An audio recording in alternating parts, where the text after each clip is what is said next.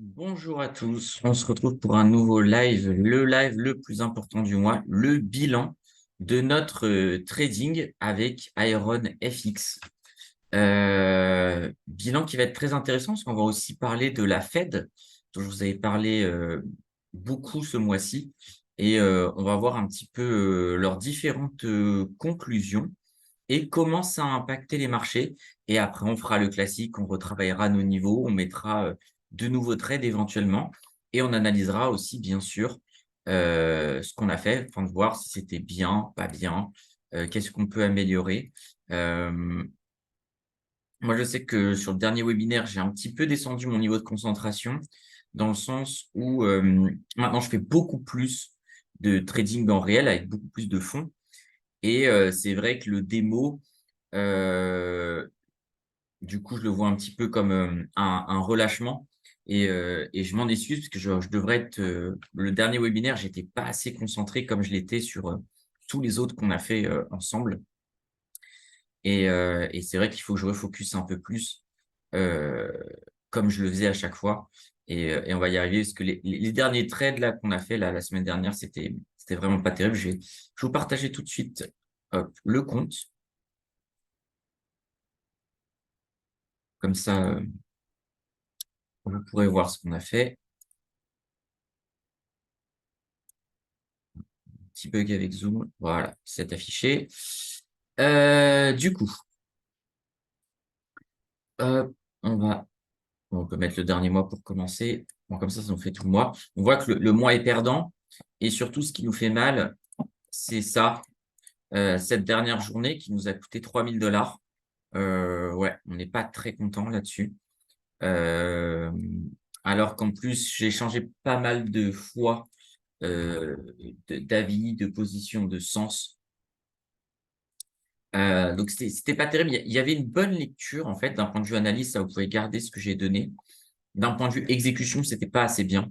Je pense qu'on a déjà fait beaucoup mieux. Alors après, ça arrive hein, de faire des séances qui sont un peu moins bien. Mais celle-là, c'est une séance où je suis pas très content. Je pense que je peux vous proposer beaucoup mieux. Et au final, elle impacte beaucoup.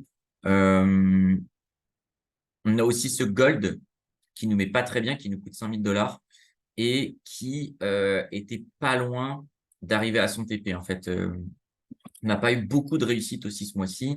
Là aussi, alors là, pour le coup, c'est vraiment pas de chance. On était très, très proche du TP et c'est le spread qui nous met mal.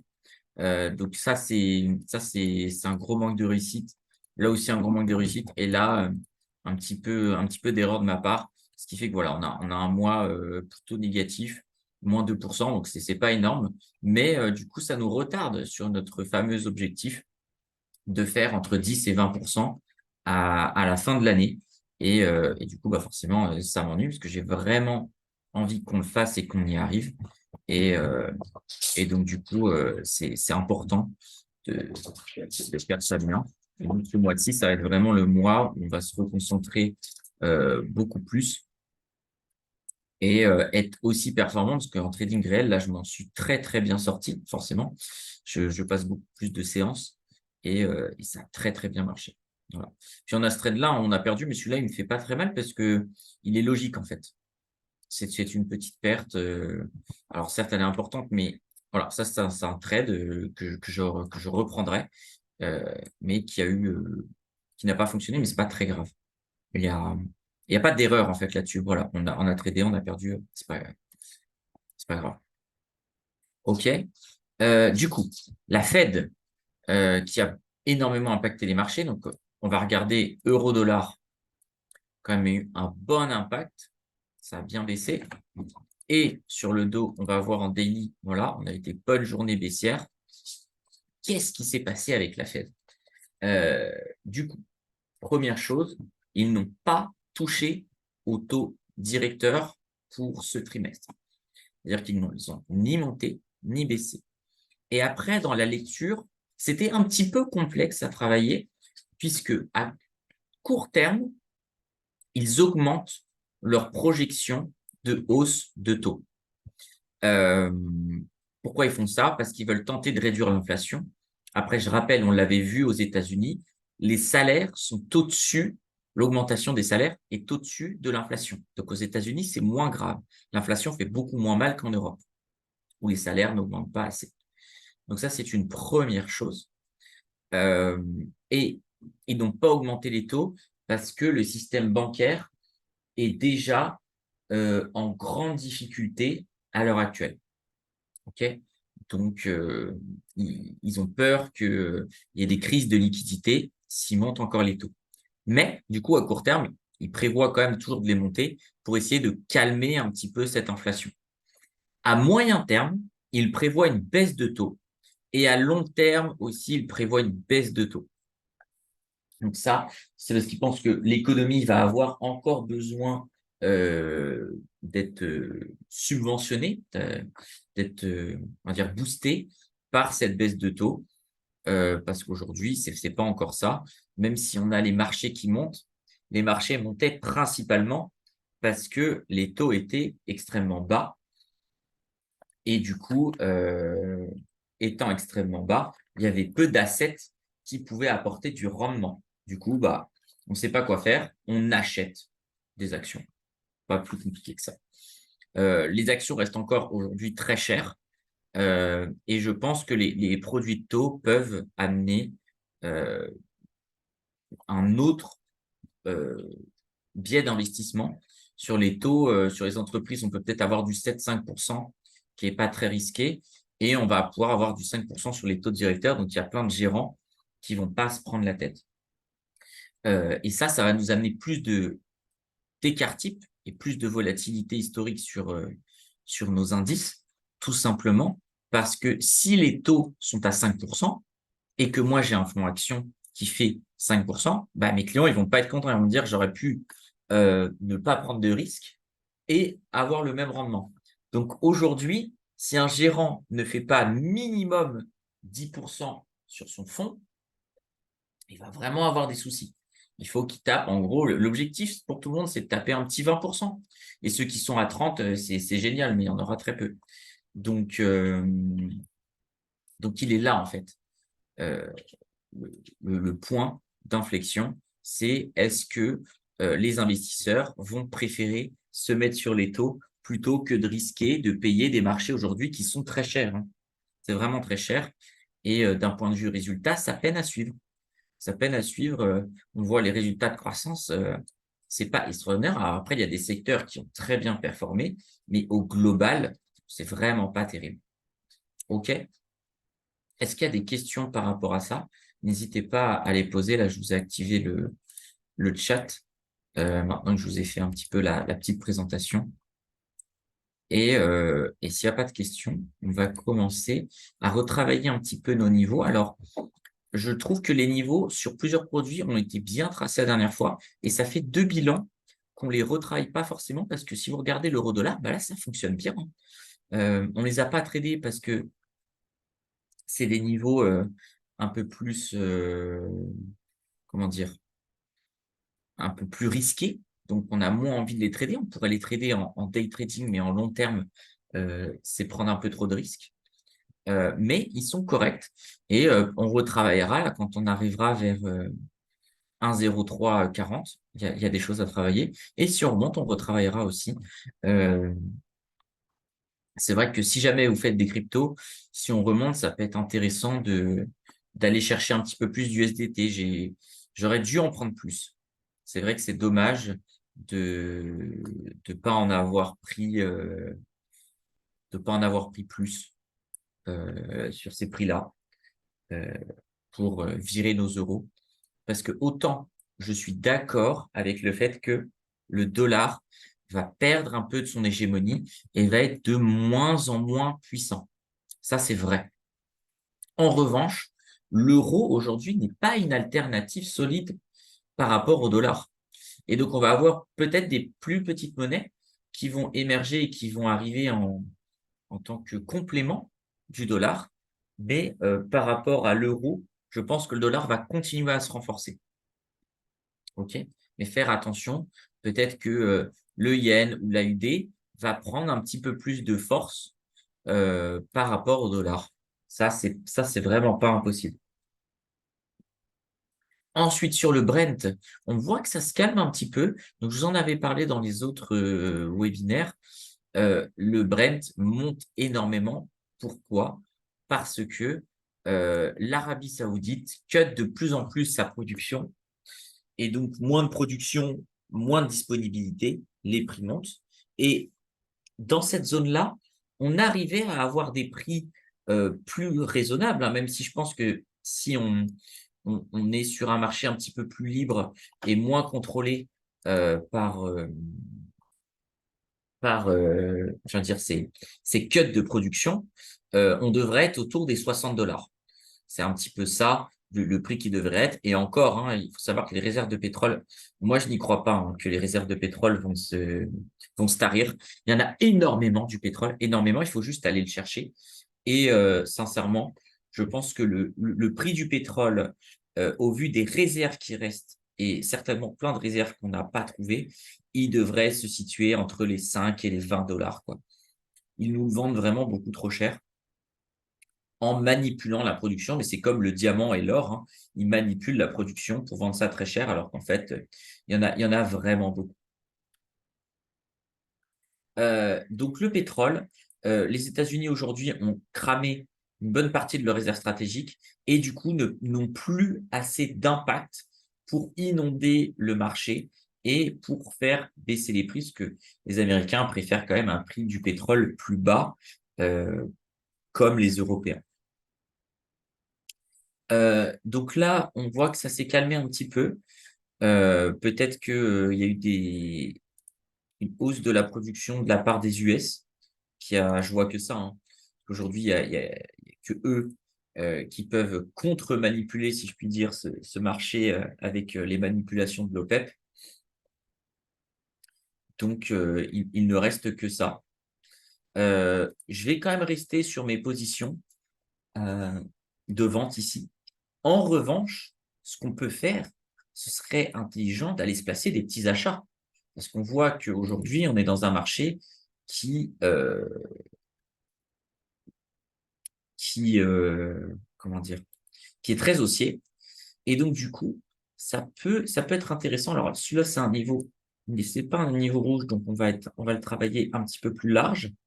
Là, on va aller chercher ici. Ça peut être intéressant de placer des achats. Si jamais ça rebaisse un petit peu, on va avoir des opportunités parce que je vois pas, de drivers, de catalyseurs qui permettent au marché du pétrole de repasser, à la baisse durablement. Aujourd'hui, j'y crois pas. En tout cas jusqu'au prochain bilan. Voilà, maintenant il va falloir trouver un stop loss qui est intelligent. Heu, c'est pas facile.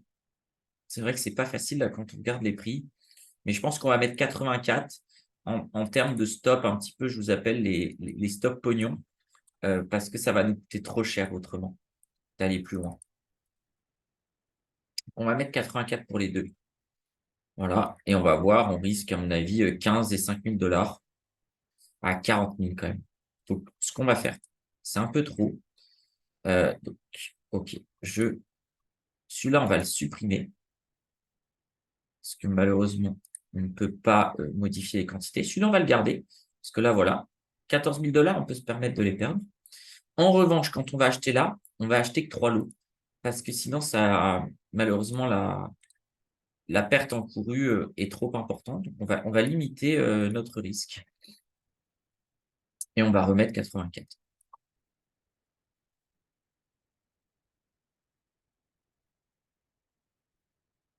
Ensuite, en termes d'objectifs, je pense qu'on peut aller chercher, 90, ce sera déjà pas mal. On va mettre 90-50 et on va regarder si c'est logique. C'est logique d'un point de vue graphique. Est-ce que c'est logique d'un point de vue money management? Ça, on l'a beaucoup travaillé, avec la vidéo spéciale sur le money management. Donc regardez, hem, 90, donc là, on gagne en gros 3 $ et on est prêt à risquer un petit peu plus de 3 $. Mais voilà, on est sur une position plus petite et sur notre position plus grosse, voilà, on va chercher un petit peu plus. Donc on est sur du 1,5 pour 1, donc ça me va. En termes de stratégie, je pense qu'on est bien avec ce trade. Il y a quand même un risque, hein, parce que si on tombe, Ça va nous coûter cher, mais il faut le tenter. En tout cas, ça reste dans la méta du pétrole qui monte en ce moment. WTI, on le regarde comme ça, mais on préfère vraiment trader le Brent qui est beaucoup plus liquide et qui, du coup, va avoir des prix qui sont beaucoup plus justifiés. Voilà. Ensuite, sur le CAC 40, ça s'effrite un petit peu. Bah, ça suit cette décision de la Fed et après, on peut avoir la BCE qui, elle aussi, monte ses taux. Alors, ça fait un moment qu'ils ne l'ont pas fait.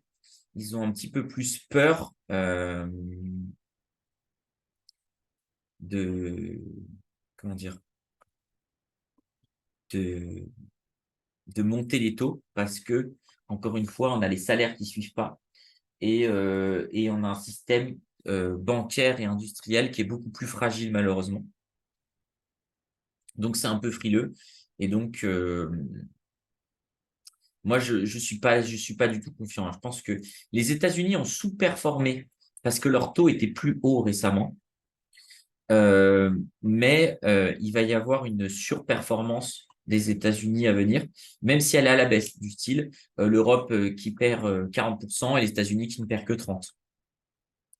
Parce que là, vraiment, sur ces valeurs-là, on est vraiment allé chercher, on a vraiment abusé, quoi. Ça vaut pas du tout ces prix-là. Alors qu'aux États-Unis, on est sur quelque chose de plus raisonnable, même si je vais toujours travailler à la baisse. Il faudra vraiment voir. En gros, ça va s'accélérer mois d'octobre et de novembre, qui sont en général des mois très mauvais, des mois très baissiers. Donc faites attention. Il faut vraiment qu'on les travaille comme ça. Euh, Parce que après, dès qu'on revient en début d'année, ça reste quand même plus aussi. Donc il faut faire attention. Donc voilà, on risque d'avoir 2 mois qui peuvent être électriques et c'est pour ça que les vidéos bilan sont là. Et donc, on va essayer de travailler un petit peu des ordres de vente là sur ce Dow Jones. Peut-être que ça peut être intéressant de vendre ici. Voilà. Je passe une première position. Voilà. On shoot nos ordres et on verra après pour le money management. Et même là, c'est risqué, mais on pourrait tenter de vendre à 34 000 en gros. En mode, on vend ici, là. Ça vient retaper le pullback et on va chercher plus bas. Alors, en termes d'objectifs, sur le 34 000, on va mettre un stop très court. Je pense qu'on va aller chercher un petit 34 275. On va regarder si d'un point de vue graphique, c'est logique. Moi, je pense que même on peut le baisser. On va mettre 34 240. Ça me semble pas mal. Parce qu'après, on va retomber, je vais vous montrer tout de suite, 34 240. J'ai pas envie que mon stop soit au niveau de cette mèche ou derrière, ça peut repartir dans l'autre sens. Et on pourrait même se dire que si jamais ça pète, voilà, on peut se remettre une vente ici avec, pareil, un stop très court. Là, je pense on peut shooter fortement les ventes avec un stop. Alors là, je vais regarder un petit peu quand même au niveau du graphique. Ouais, un stop assez court à 34 600, ça peut le faire. On ne prend pas trop de risques. Et en termes d'objectifs, par contre, on va essayer de se faire plaisir. Donc ici, si jamais ça remonte, on essaiera de chercher cette zone-là. Donc on va rechercher 34 000 pour ces deux-là.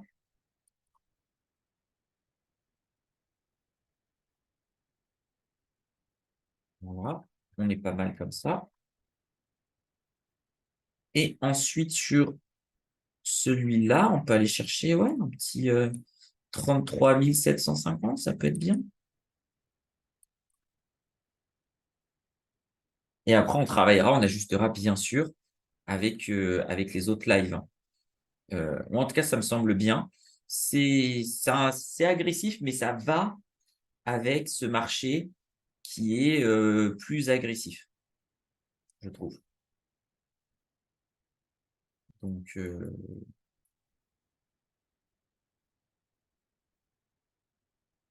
ça va dans la méta du mois d'octobre-novembre, que je connais très bien parce qu'en plus, c'est mon anniversaire dans ces périodes-là. Et c'est des périodes où j'ai perdu beaucoup. Alors maintenant, je m'en sors beaucoup mieux, mais c'est des périodes pour les débutants qui font très, très mal, hein.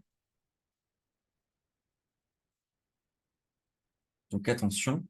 Sur le gold comme ça, il m'inspire beaucoup moins. Je suis beaucoup moins chaud, hein, sur ce gold. On va retravailler les niveaux, je pense, sur le gold. On va retravailler parce que c'est vrai que depuis le dernier bilan, on voit le mois de septembre, on est resté entre ces deux niveaux et du coup, ça s'est beaucoup plus concentré. Donc, on va se travailler, on va faire ça avec des niveaux jaunes ou même peut-être des niveaux gold orange parce qu'on voit qu'on peut les trader, mais on va être hyper vigilant sur ce gold qui est très concentré et qui peut partir à tout moment.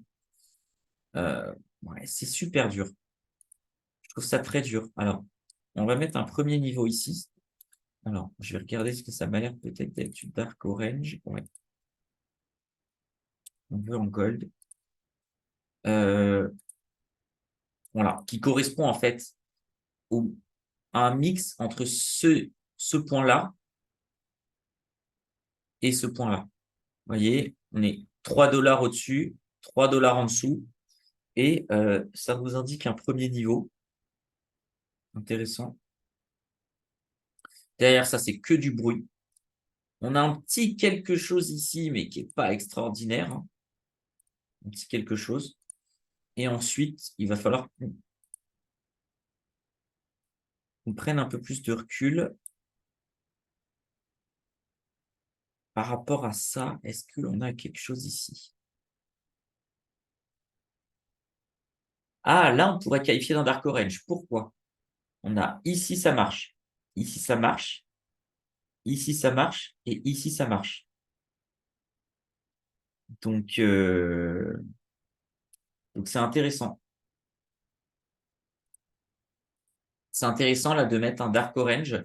Éventuellement, là, j'ai envie de prendre une petite position. Je pense que s'il y en a une à prendre, c'est sur ce niveau-là. Voilà, qui va en fait avec notre buy, hein, qu'on a ici. Donc, qu'est-ce qu'on fait? On prend celui-là, on le transforme en dark orange. Alors, je vais rappeler très rapidement si jamais il y a des nouveaux.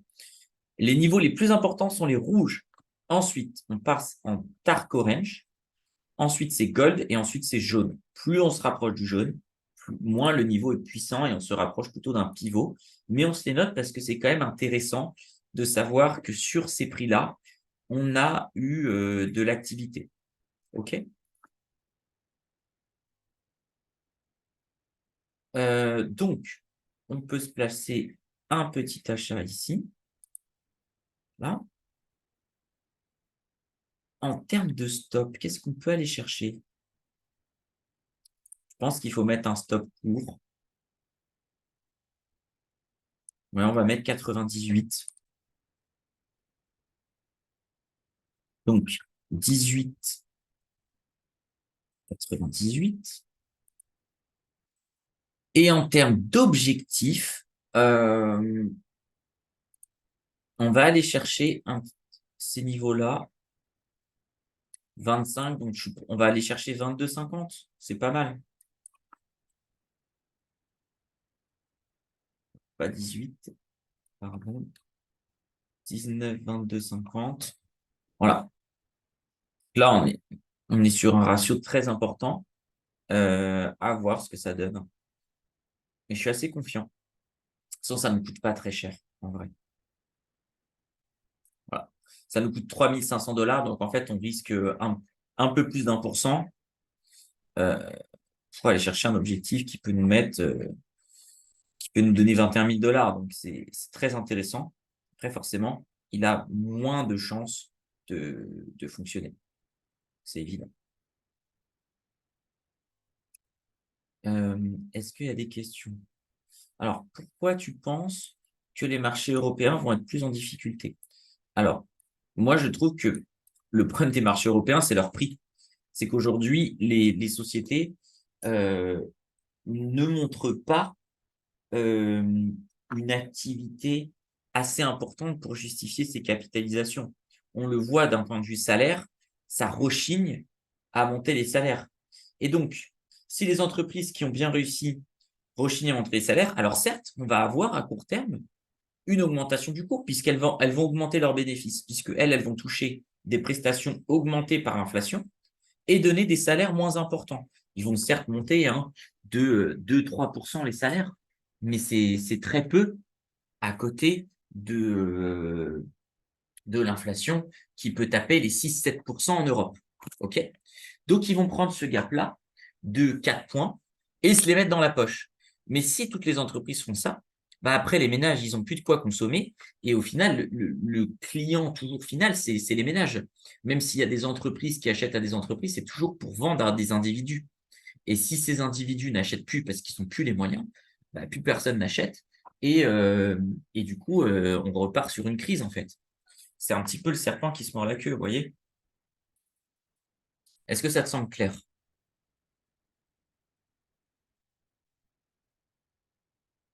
Ok, très bien.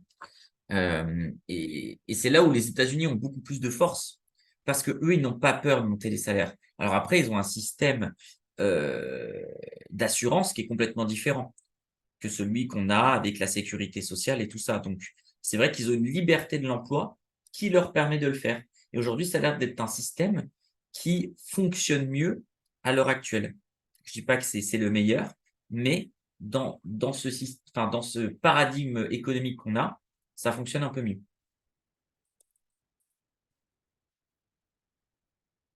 Si vous avez d'autres questions, bien sûr, n'hésitez pas.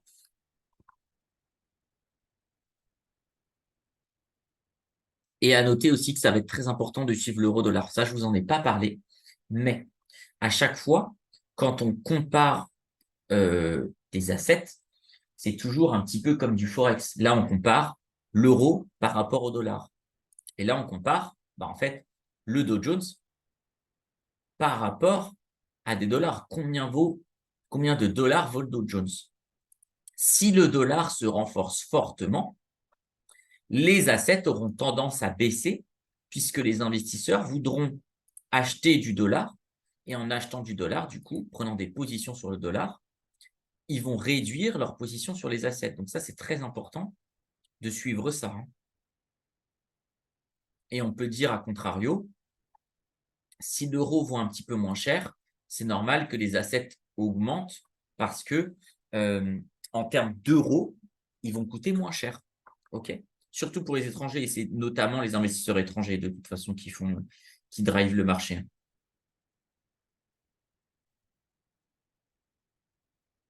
OK? Je pense on est plutôt bien. Euh, Si vous voulez, on va faire un petit tour sur le calendrier économique. Alors, on va devoir changer de partage et puis on aura fini. Ce sera bien pour travailler. Alors, donnez-moi une petite seconde. On va se préparer ce petit calendrier éco. On va se faire cette semaine et on va se faire la semaine prochaine. Alors, hop, voilà, calendrier économique. Ça charge. OK, vous le voyez. Euh, du coup, ça, on s'en fiche un petit peu. Il faut, en gros, c'est le sentiment des investisseurs et parfois des ménages. Donc là, on voit que c'est plutôt côté investisseur parce que c'est entreprise et climat des affaires. C'est un petit peu plus positif, mais tant qu'on reste dans ces ordres de grandeur, on s'en fiche un peu, quoi. C'est un chiffre qui peut tellement être écarté de sa moyenne, enfin de sa prévision. Là, par exemple, on pourrait avoir 88. Pour que ce soit vraiment très positif, il faudrait qu'on ait 95. Et encore. Pour que ce soit très négatif, il faut qu'on soit en dessous de 70. OK? On va avoir la BCE à 15 heures, donc ça va être très important pour voir ce qui va se passer. Est-ce que l'euro va reprendre un peu de puissance s'il monte les taux ou pas? Je doute qu'ils aillent à l'envers de la Fed, donc ils vont rien faire comme d'habitude. Euh, Ensuite, qu'est-ce qu'on a? Pas grand-chose, pas grand-chose d'intéressant. Ça peut être un petit driver, commande de biens durables à regarder, petit driver. Ensuite, l'inflation allemande, 4,6, ils s'en sortent pas trop mal. encore une fois, à comparer avec les salaires. Inscription hebdomadaire au chômage, ça va être très important parce que on va être sur le dernier vendredi du mois, donc ça va être les chiffres les plus importants. Toujours un troisième et quatrième vendredi du mois, c'est souvent ce qu'il y a de plus important. Et ensuite, vendredi, bon, on peut noter un peu PIB, voir un peu ce que ça donne au UK. Inflation française, vous voyez, on est sur du 5%, hein. Ça fait mal, hein. D'autant plus que ces chiffres peuvent encore augmenter. Et ça aussi, hein, j'y crois pas. Moi, je pense que ça va être un petit peu plus important que prévu. Et ça va être rehaussé par le fait qu'ils ne montent pas les taux, quoi. Donc, ça risque de faire un peu mal. PMI, ça, si ça ne se redresse pas, ça va vraiment faire mal. Si on a les taux qui montent et les PMI qui baissent, c'est pas bon pour les marchés actions, hein. Il va falloir vraiment faire attention. Et voilà. Et PMI chinois aussi, ça va être intéressant. Ensuite, semaine prochaine, et comme ça, on aura fini notre webinaire. N'hésitez pas, hein, si vous avez des questions. OK, donc ça, on s'en fiche un peu. Les PMI, comme d'habitude, hein, c'est très important. Le taux de chômage, en Europe aussi, ça va être un très bon driver. On voit qu'en fait, c'est marrant. On va avoir une semaine intense avec des statistiques clés qui vont être très importantes, mais on n'en a pas beaucoup par rapport à d'habitude où il y a beaucoup de statistiques en tout genre, mais très souvent pas intéressantes. Là, on a quelque chose de beaucoup plus concentré, donc les investisseurs vont être focus là-dessus. Donc ça, les PMI, il faudra les regarder. Création d'emplois, alors c'est un petit peu moins important que les inscriptions au chômage, mais il faudra quand même le regarder, ça va être important. ISM aussi très important sur les services. Voilà, bon, les balances commerciales, on regarde toujours un petit peu, mais encore une fois, il faut que ça sorte euh, des prévisions. Il faut qu'on soit très loin pour que ça fasse driver. Et ça va être le truc le plus important, hein. Le salaire horaire, est-ce qu'il va augmenter ou pas? C'est ça le plus important. Et après, le taux de chômage. Ça va être très, très important. Donc, des belles semaines quand même en perspective. Ça va être très intéressant. Il va y avoir ça va beaucoup bouger. De toute façon, j'arrête pas de vous le dire. Mois de septembre, on a mis les bases des drivers. Et là, les drivers vont être publiés. Et ça va être mois d'octobre, mois de novembre. S'il vous plaît, mettez vos stop loss. Parce que là, ça va faire très mal. Et on a eu des marchés qui nous ont donné de mauvaises habitudes. Parce que là, on a fait beaucoup de yo-yo au mois de septembre. On est dans ce qu'on appelle, je vous en ai parlé, la méta PVP.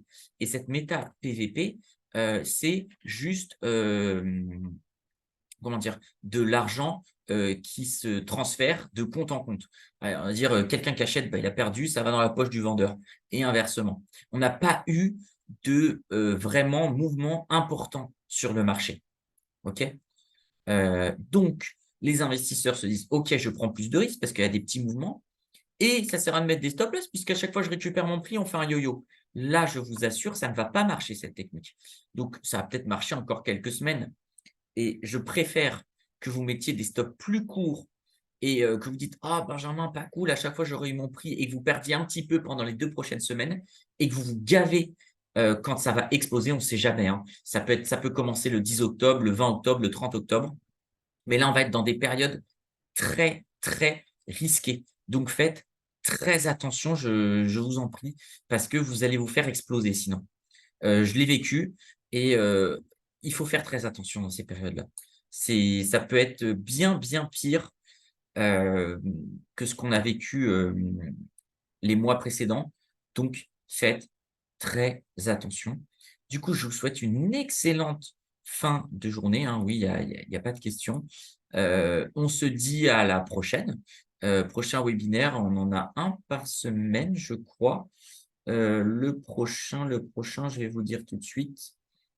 C'est un live qu'on fera le 2 octobre Et donc, faites très attention, hein, sur vos stop loss. Vous avez vu, on a placé beaucoup de stop loss courts là, parce qu'il va y avoir beaucoup de mouvements et ces mouvements, j'espère qu'on va pouvoir en profiter parce que là, on peut prendre beaucoup si on est dans le bon sens. OK? Donc à bientôt. Je vous souhaite une très bonne journée, une très bonne semaine. Faites de bons trades. Mettez vos stop loss.